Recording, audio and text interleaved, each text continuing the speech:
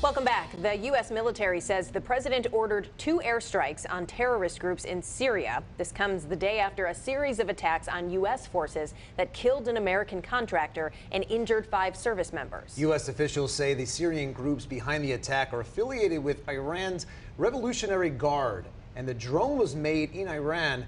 Here to help us unpack the rising tensions is Gerald Fault, retired U.S. Army Colonel with years on the ground of experience, most recently as the executive officer to the Deputy Commanding General of Operations in Afghanistan. Thank you so much for being here tonight.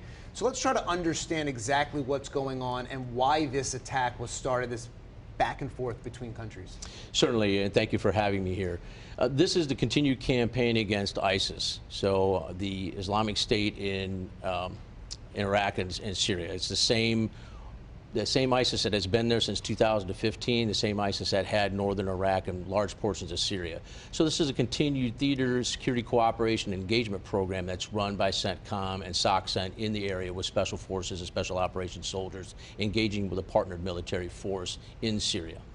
You know, there was a time almost a decade ago in which ISIS, or the Islamic State, that was a household term here in the U.S. It was constantly in the headlines. We haven't heard as much recently, but you just said they're very active. Can you describe sort of where specifically and what kind of influence they still have in that region?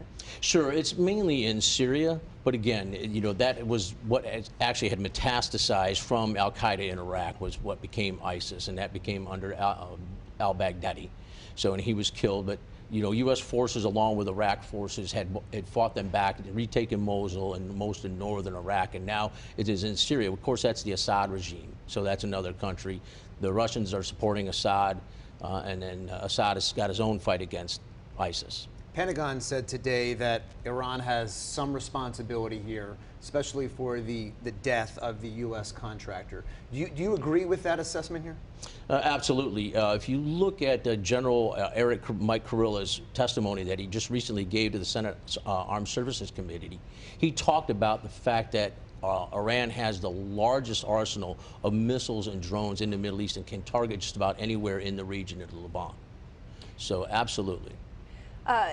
The speed of this seems interesting. We don't tend to hear such a quick response. Is this par for the course? There was this unexpected strike to have already within 24 hours have had engagement on both sides back and forth. Seems fast, no?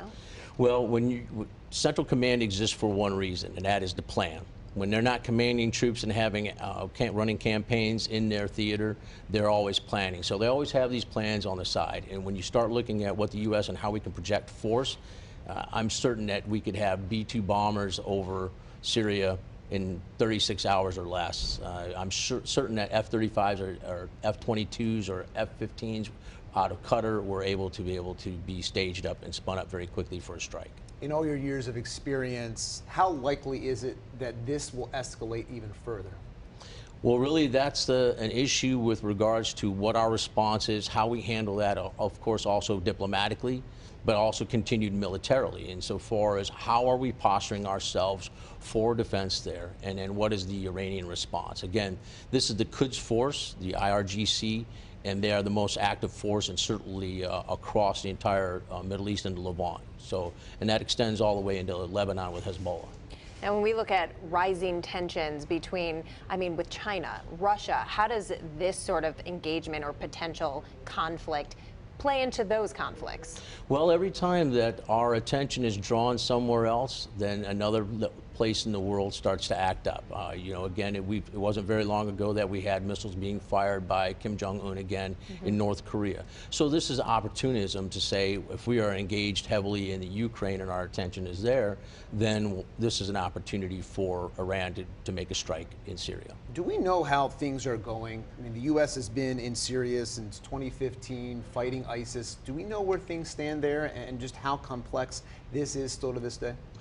You know, again, most of that is run by the special operations community, and the good thing about that is when you start looking at the people who are in command and in charge there. So Major General Kevin Leahy is the SOCCENT commander, a longtime 5th Group person, 5th Special Forces Group. Their area of responsibility, primary one, is the entire Middle East. I actually served with Kevin when he was the Joint Operations Center director for the Combined Joint Special Operations Task Force Arabian Peninsula, and I was the J35. So Kevin has a plethora of experience in the Middle East. He knows it. He's grown up as an officer in there. So trust in that fact.